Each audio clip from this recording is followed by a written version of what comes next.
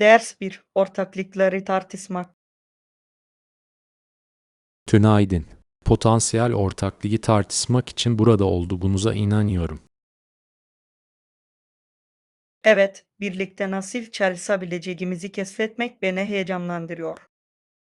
Teklifi inceledim ve çok fazla işbirliği potansiyeli olduğunu düşünüyorum. Bunu duymak harika. Güçlü yönlerimizin birbirini tamamladığını düşünüyorum. Kesinlikle. Önemli noktaları gözden geçirelim de nasıl ilerleyebileceğimizi görelim.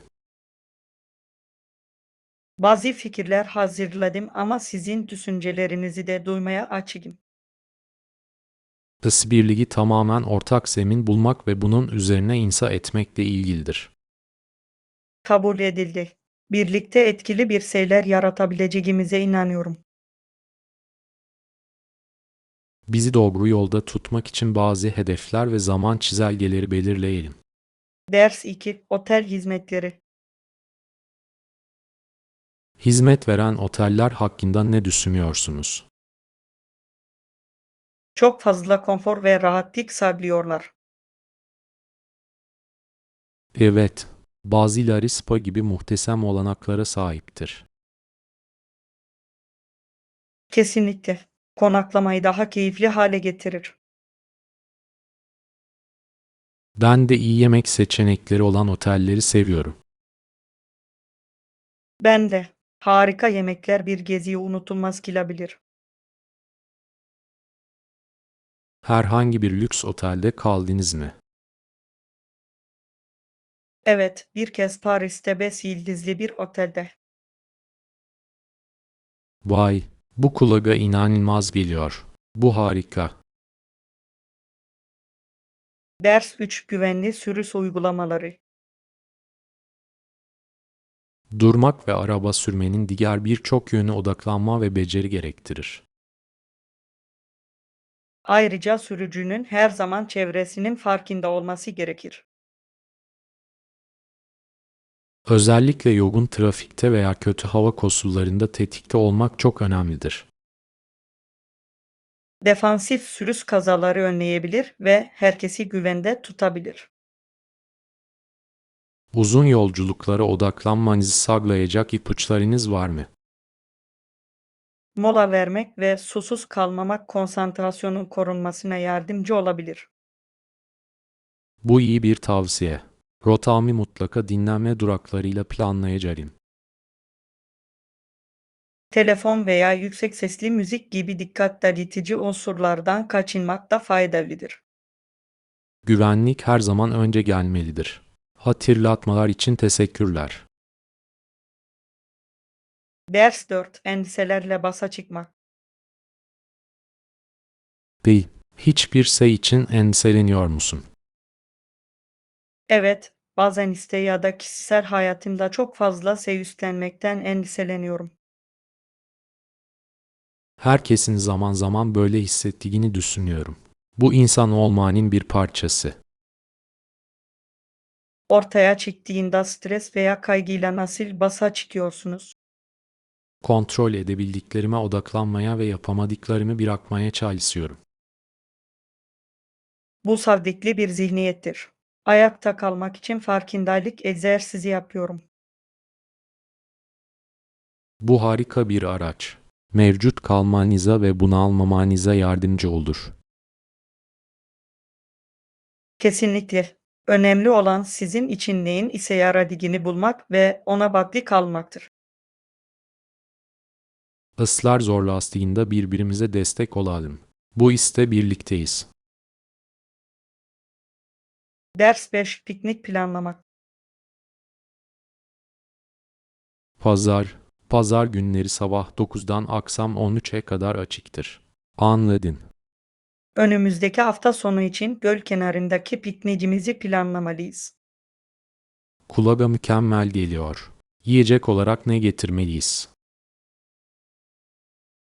Sandviçlere, meyvelere ve biraz atıştırmalıklara ne dersiniz? Basit ama lezzetli.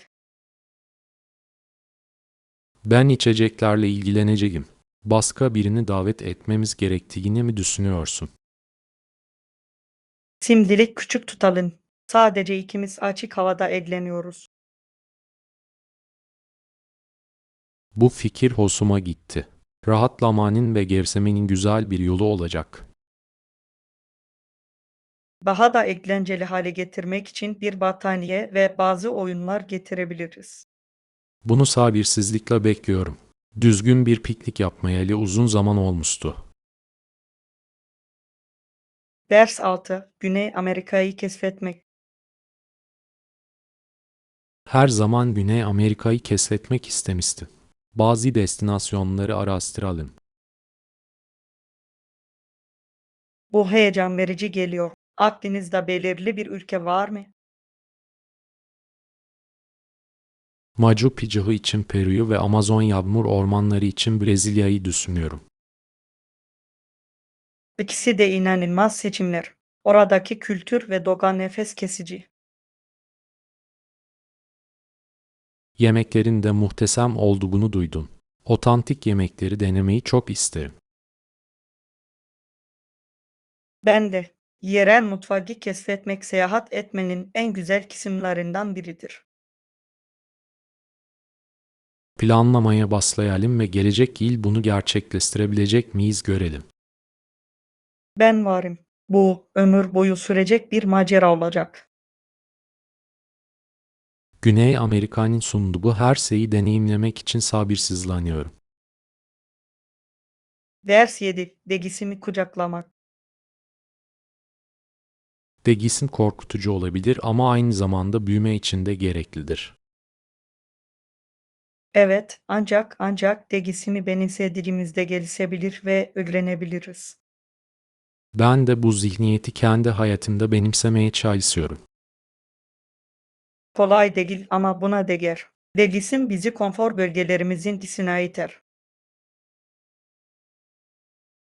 Belirsizlikle başa çıkmak için herhangi bir tavsiyeniz var mı? Zorluklardan ziyade fırsatlara odaklanın. Her degisiklik yeni bir şeyi beraberinde getirir.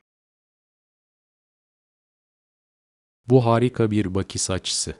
Degisimi gelişme şansı olarak görmeye çalışacağım. Buna sahipsin. Onu kucaklayın ve diğer taraftan daha güçlü çıkacaksınız. Testlik için teşekkürler. Yoluma çıkan her şeyi üstlenmeye hazırım. Ders 8. Stres yönetimi. Herhangi bir stres yönetimi tekniğini denediniz mi? Derin nefes almayı denedim ama bu benim için her zaman etkili olmuyor. Derin nefes almak faydalı olabilir ancak herkeste ise yaramaz. Meditasyon veya yoga yapmayı düşündün mü? Bunu düşündüm ama nereden başlayacağımı bilmiyorum. Herhangi bir ipucunuz var mı? Başlamanıza yardımcı olabilecek çok sayıda rehberli meditasyon uygulaması var. Yeni başlayanlar için uygun ve takip edilmesi kolaydır. Bu iyi bir fikir gibi görünüyor. Bir deneyeceğim. Peki ya fiziksel aktivite? Bu strese yardımcı olur mu? Kesinlikle. Egzersiz ruh halinizi iyileştirebilecek ve stresi azaltabilecek endorfin salgılanmasını sağlar. Rutinime hafif egzersizler eklemeye çalışacağım. Önerileriniz için teşekkürler. Sorun değil. Her şey sizin için en iyi olanı bulmakla ilgilidir. Stresin kontrol altına almaya ve daha dengeli hissetmeye hazırım.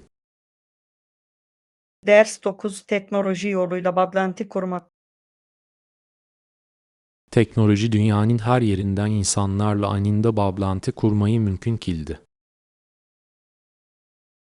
Sadece bu da değil. Teknoloji aynı zamanda öğrenme, çalışma ve hatta eğlenme şeklimizi de değiştirdi.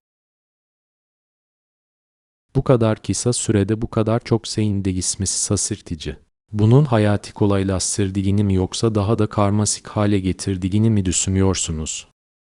Her ikisinden de biraz. Kullanışlı olsa da mevcut bu kadar çok bilgi nedeniyle bunaltıcı da olabilir. Bu doğru. Bir denge bulmak ve teknolojinin hayatımızı ele geçirmesine izin vermemek önemlidir. Kabul edildi. Ekransız geçirilen zaman gibi sınırlar koymak bu dengenin korunmasına yardımcı olabilir. Sosyal medya kullanımımı sınırlamaya çalışıyorum ve bu büyük bir fark yarattı. Bu harika bir adım. Teknoloji bir araçtır ve onu akıllıca kullanmak bizim elimizde. Etkisine dikkat ederek faydalarından en iyi şekilde yararlanalım. Ders 10. Hızlı lokma yemek. Mükemmel. Buralarda hızlıca bir şeyler atıştırabileceğim bir yer var mı? Hemen köşede harika bir kafe var. Sandviçler, salatalar ve hamur işleri servis ediyorlar. Bu ideal görünüyor. Vejetaryen seçenekleri var mı? Evet, birkaç lezzetli sebzeli sandviç ve salataları var. Kontrol edeceğim. Tavsiye için teşekkürler. Sorun değil. Nasıl sevdiğini bana bildirin. Yapacağım. Hızlı bir yemek için iyi bir yer bulmak her zaman güzeldir. Kesinlikle. Aceleniz olduğunda can kurtarandır. Şimdi oraya gidiyorum. Tekrar teşekkürler. Ders 11. Quebec şehrini keşfetmek. Quebec, Kuzey Amerika'nın en eski şehirlerinden biridir. Tarih ve çekicilik dolu. Çok güzel olduğunu duydum. Orada mutlaka görülmesi gereken yerler neler? Şehirde Château Frontenac gibi geçmişi 1600'lü yıllara dayanan birçok bina bulunmaktadır. Bu kulağa inanılmaz geliyor. Eski sokaklarda yürümeyi ve mimariyi keşfetmeyi çok isterim. Arnavut kaldırımlı sokakları ve Avrupa havası, sanki başka bir dünyaya adım atmışsınız gibi hissettiriyor. Kültürü sergileyen herhangi bir festival veya etkinlik var mı? Evet, Kiss Karnavali buzdan heykeller, geçit törenleri ve aktivitelerle çok büyük bir etkinlik. Kulağa çok eğlenceli geliyor. Yakında oraya bir gezi planlamam gerekecek. Pişman olmayacaksın. Gerçekten insanın kalbini fetheden bir şehir. Ders 12. Ormanları korumak. Ormanlar sadece bizim için değil gelecek nesiller için de çok önemli. Kesinlikle. Gelecek yıllarda var olmalarını sağlamak için onları korumamız gerekiyor. Yeniden ağaçlandırma çabalarının bir fark yarattığını düşünüyor musunuz? Öyledir ama aynı zamanda ormansızlaşmayı azaltmak ve sürdürülebilir uygulamaları teşvik etmekle de ilgilidir. Çevre dostu malzeme ve uygulamalar kullanan markaları desteklemeye çalışıyorum. Bu katkıda bulunmanın harika bir yoludur. Her küçük eylem yardımcı olur. Baskalarını ormanların önemi konusunda eğitmek de önemlidir. Kabul edildi. Farkındalık değişime doğru atılan ilk adımdır. Bu doğal hazineleri korumak için üzerimize düşeni yapalım. Ders 13. Tarihsel kasifler. Pizarro'nun fetihlerinden sonra Peru ve Ekvador'dan kaptanlarından biri geldi. Bu büyüleyici. Herhangi bir direnç veya zorlukla karşılaştılar mı? Evet, yolculuk zorluklarla doluydu ama onlar erişim alanlarını genişletmeye kararlıydılar. Kasiflerin sınırlı kaynaklarla bilinmeyen bölgelerde nasıl gezindikleri şaşırtıcı. Daha sonra Venezuela'dan Alman tüy adam geldi ve hikayeye bir katman daha ekledi. Tarih böylesine inanılmaz kesif ve kesif hikayeleriyle doludur. Bu ilk maceracıların cesaretini ve dayanıklılığını takdir etmenizi sağlar. Kesinlikle. Onların yolculukları bugün yaşadığımız dünyayı şekillendirdi. Umarız onların hikayeleri gelecek nesillere ilham vermeye devam eder. Ders 14. Hobiler ve ilgi alanları. Futbol oynamayı ve resim yapmayı seviyorum. Gevşemek ve kendimi ifade etmek için harika bir yol. Bu harika. Ne sıklıkla futbol oynarsınız veya resim yaparsınız? Haftada en az bir kez arkadaşlarımla futbol oynamaya çalışıyorum ve boş zamanlarımda resim yapıyorum. Bu güzel bir denge. Boyamayı sevdiğiniz bir konu var mı? Manzara resim yapmayı seviyorum. Doğayı tuvalde yakalamanın sakinleştirici bir yanı var. Kulağa çok hoş geliyor. Çalışmalarınızı sergilemeyi hiç düşündünüz mü? Bunu düşündüm ama hala bir sanatçı olarak kendime olan güvenimi geliştiriyorum. Bunun için gitmelisin. Sanatınızı paylaşmak ödüllendirici bir deneyim olabilir. Teşvik için teşekkürler. Belki küçükten başlayıp nasıl gittiğini göreceğim. Ders 15. Geri adım atmak. Artık kamu işlerini tamamen bıraktığım ve yükümü bıraktığım için minnettarım. Bu büyük bir karar. Geri adım attığınıza göre şimdi nasıl hissediyorsunuz? Bu bir rahatlama ve yansıma karışımıdır. Benim için gerçekten önemli olan şeye odaklanmaya hazırım. Bazen uzaklaşmak metik ve huzuru bulmanın en iyi yoludur. Kişisel projelere ve hobilere daha fazla zaman ayırmayı sabırsızlıkla bekliyorum. Bu tatmin edici geliyor. Tablığınıza öncelik vermek önemlidir. Hayatın nese getirmeyen şeylerle tüketilemeyecek kadar kısa olduğunu fark ettim. Bu değerli bir ders. Sahip olduğumuz zamanı en iyi şekilde değerlendirelim. Bu yeni bölüm ve getirdiği fırsatlar için heyecanlıyım. Ders 16. Araba kullanmak. Arabanın çalıştırılma şeklini biliyor musunuz? Kontrollerin nasıl kullanılacağını bilmek önemlidir. Evet, birkaç kez araba kullandım ama hala her şeye alışmaya çalışıyorum. Her şey pratikle ilgili. Ne kadar çok araba sürerseniz, o kadar güvende hissedersiniz. Paralel park etme gibi zor durumlarla başa çıkmak için herhangi bir ipucunuz var mı? Yavaşlayın ve aynalarınızı kullanın. Doğru olanı elde edene kadar birden çok kez ayarlama yapmanızda sorun yoktur. Bu güven verici. İkinci dogam haline gelene kadar pratik yapmaya devam edeceğim. Unutmayın, her sürücü bir noktada acemiydi. Oraya varacaksın. Teşvik için teşekkürler. Gelişmeye kararlıyım. Eğer deneme sürüsüne çıkmak istersen bana haber ver. Yardım etmekten mutluluk duyuyorum. Ders 17. Etik uygulamalar.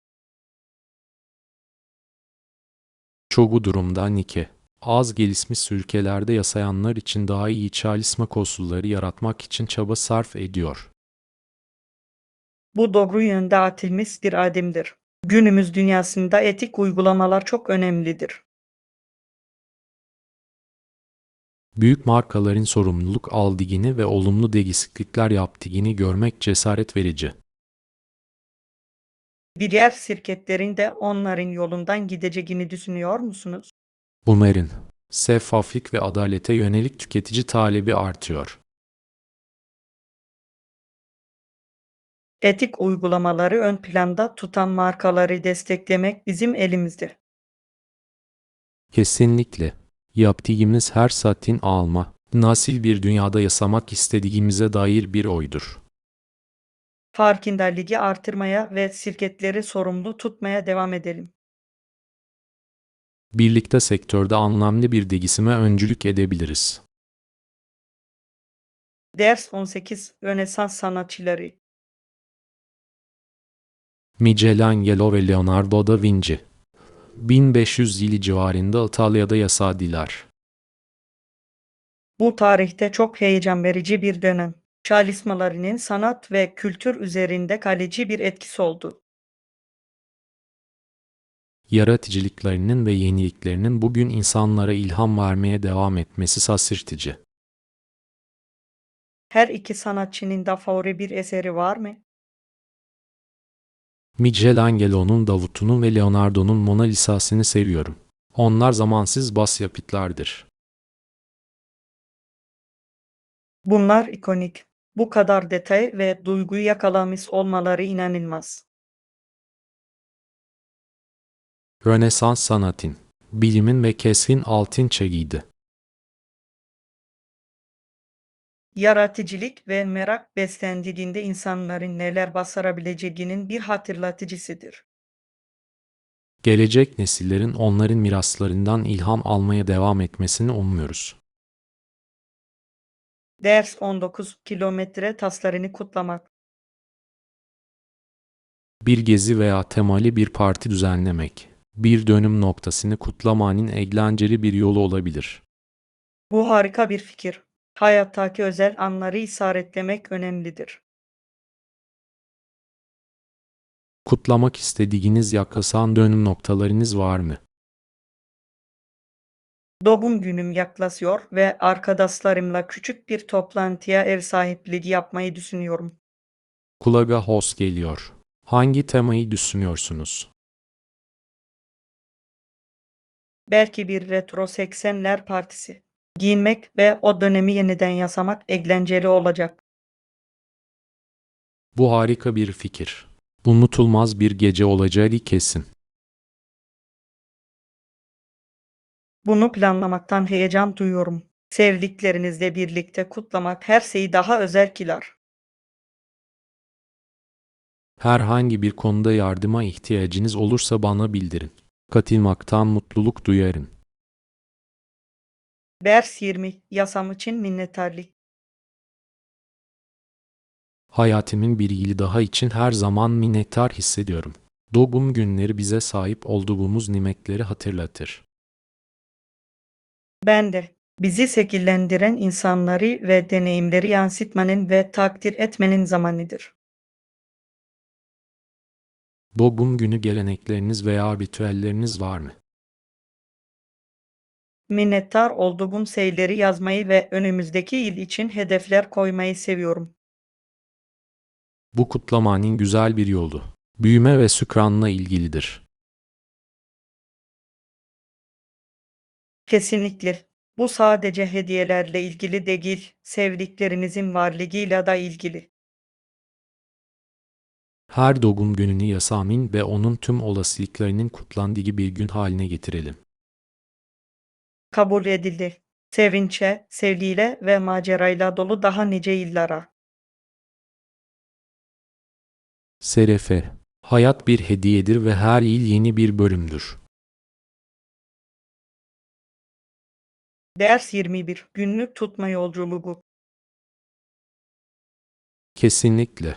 Önümüzdeki aylarda bu günlük tutma yolculuğunun beni nereye götüreceğini görmek beni heyecanlandırıyor. Bu harika. Günlük tutmak, kendini yansıtma ve büyüme için çok güçlü bir araç olabilir. Düşüncelerimi ve duygularımı istememe nasıl yardımcı olduğunu zaten fark ettim. Kadida kalem koymanın nasıl netlik ve huzur getirebileceği şaşırtıcı. Günlük tutma konusunda tutarlı kalmak için herhangi bir ipucunuz var mı? Sadece birkaç cümle bile olsa bunu günlük bir alışkanlık haline getirmeye çalışsın. Tutarlılık çok önemlidir. Bunu aklımda tutacağım. Bunu düzenli bir uygulama haline getirmeye kararlıyım. Buna sahipsin. Her giriş kendinizi daha iyi anlamaya yönelik bir adimdir. Teşvik için teşekkürler. Bu yolculuğu tamamen benimsemeye hazırım. Ders 22 Orman Macerası. Yakındaki ormanın muhteşem bir yürüyüş noktası olduğunu duydum. Hiç oraya gittin mi? Hayır ama her zaman onu keşfetmek istemişsindir. Boga ile çevrili olma fikri kulağa harika geliyor. Gerçekten öyle.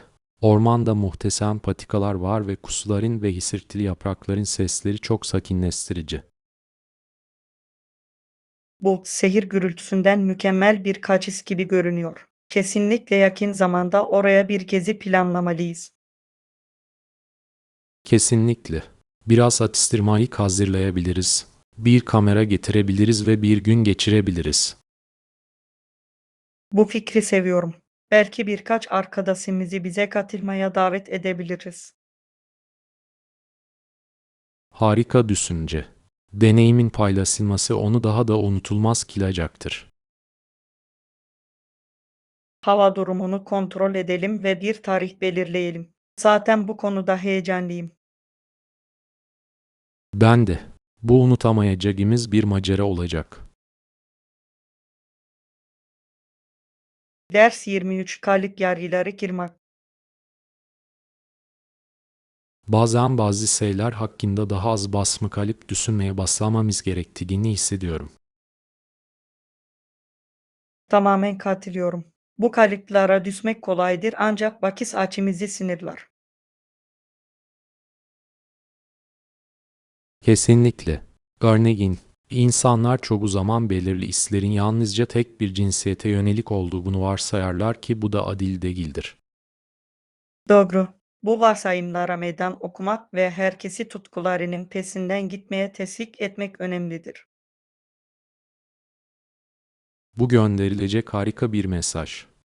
Bu, engelleri asmak ve herkes için fırsatlar yaratmakla ilgilidir. Ancak bu her zaman kolay değildir. Bazı insanlar değişime direnir ama bu denemeyi bırakmamız gerektiği anlamına gelmez. Haklısın. Küçük adımlar bile zamanla büyük farklar yaratabilir. Örnek olalım ve başkalarını da farklı düşünmeye teşvik edelim. Bir plana benziyor. Sonuçta değişim bizimle başlar. Ders 24 Karşı teklif. Onlara karşı teklifimi sundum. Onlar da bunu düşünüyor gibi görünüyorlar. Bu iyi bir işaret. Anında geri bildirimde bulundular mı? Tam olarak değil. Bana geri dönmeden önce bunu şirket içinde tartışmak için biraz zaman istediler. Bu oldukça standart. Teklifinizi ciddiye aldıklarını gösteriyor. Bunların üzerinde çok düşündüm ve bunun adil bir anlaşma olduğunu düşünüyorum. Bunu onların da göreceğinden eminim. Onlara bunu doğru şekilde değerlendirebilmeleri için alan verin.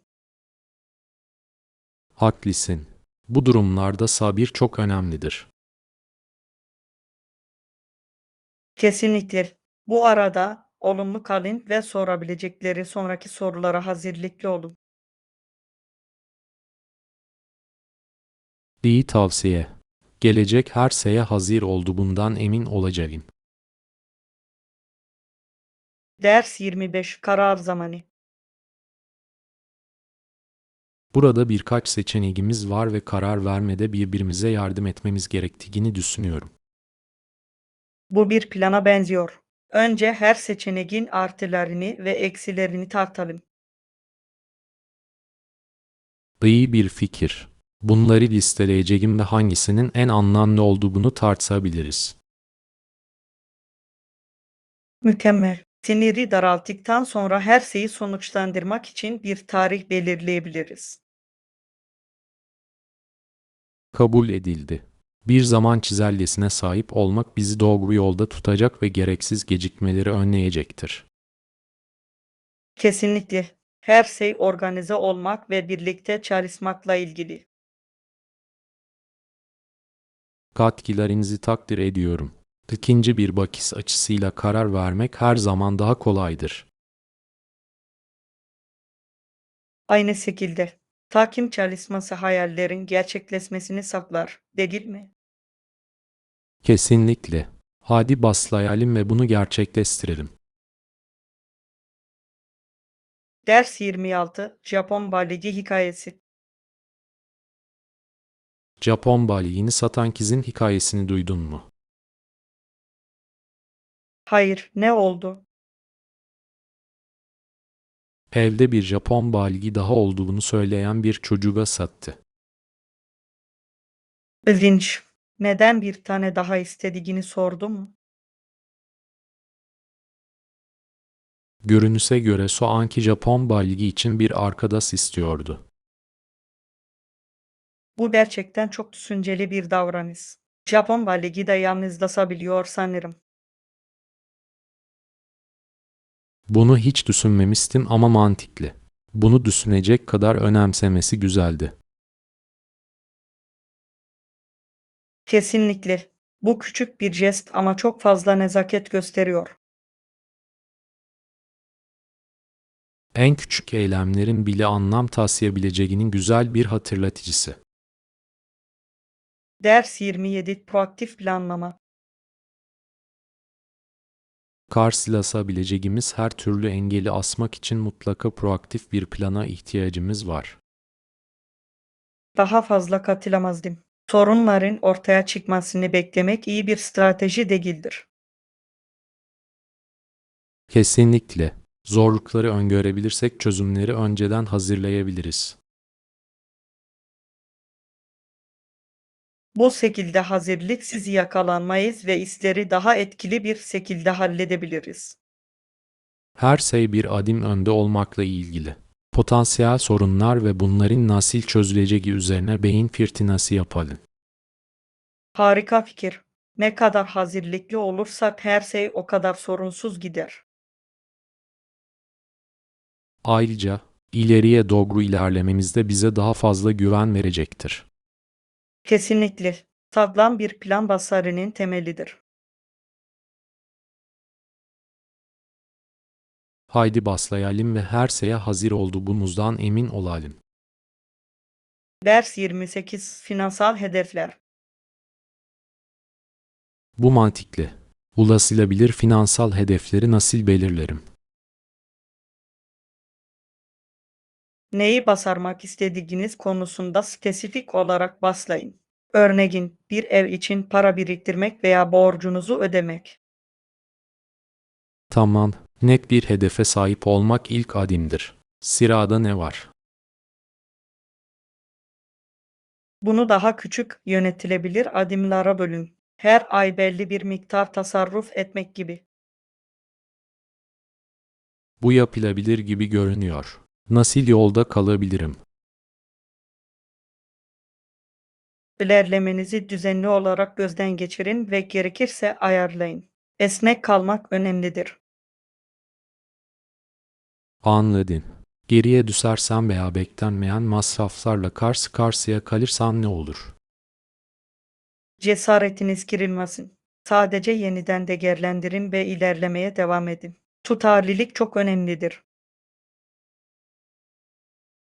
Bu gerçekten çok faydalı. Artık hedeflerimi belirleme konusunda kendime daha çok güveniyorum.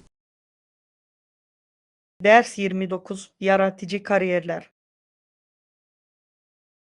Bu yaratıcı bir işe benziyor. Kariyerinizi nasıl şekillendirdi? Harikaydı. Bana kalıpların dışında düşünmeyi ve sorunlara farklı yaklaşmayı öğretti. Bu değerli bir beceridir. Size yeni fırsatlar açtı mı?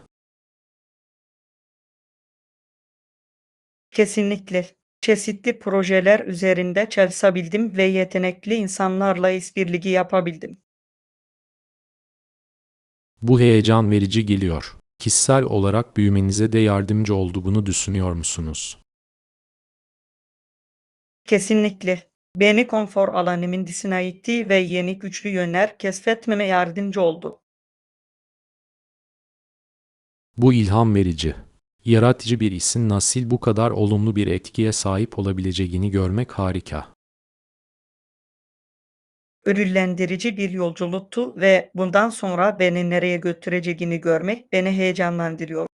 Eminim harika sayılar basarmaya devam edeceksiniz.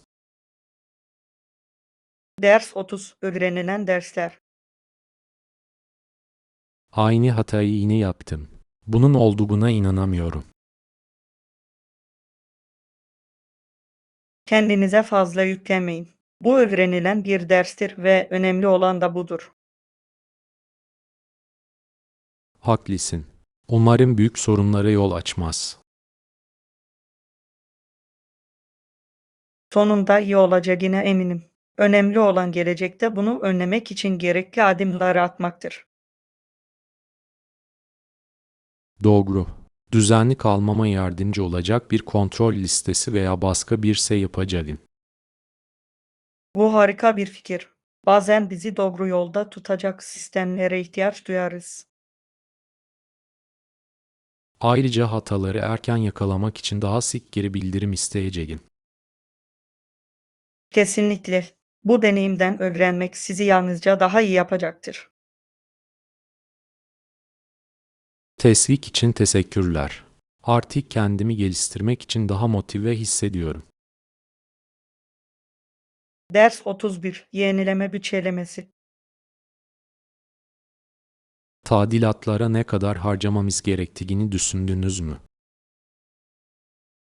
Evet, bütçe belirlemenin çok önemli olduğunu düşünüyorum. Aklında ne var? Mutfağa yaklaşık $10.000 ayırabiliriz diye düşünüyordum. Bu mantıklı geliyor. Peki ya oturma odası? Belki bunu yaklaşık $5.000 yapabiliriz. Çok fazla çalışmaya gerek yok. Kabul ediyorum. Peki banyo? Banyo için muhtemelen $7.000 bütçe ayırmalıyız. Çok fazla güncellemeye ihtiyacı var. Mükemmel. Bu bize iyi bir genel bakış sağlıyor. Önce mutfağa mı öncelik vermeliyiz? Kesinlikle. Güzel bir mutfak evimizin değerini gerçekten artırabilir. Ders 32. Kişisel dokunuşlar. Yasam alanıma kişisel dokunuşlar katmayı seviyorum. Ah ben de. Son zamanlarda ne yaptın? Birkaç duvarı parlak renge boyadım. Gerçekten odayı canlandırıyor. Kulağa harika geliyor. Geçenlerde yerel bir sanatçıdan bazı sanat eserleri satın aldım. Bu harika. Yerel sanatçıları desteklemek çok iyi bir fikir. Evet, mekanımı benzersiz ve özel hissettiriyor. Kabul ediyorum. Favori parçalarınız var mı? Kesinlikle. Tek parça renkli soyut bir tablodur. Her zaman gözüme çarpıyor. Soyut sanat çok büyüleyici olabilir. Farklı duyguları nasıl tetiklediğini seviyorum.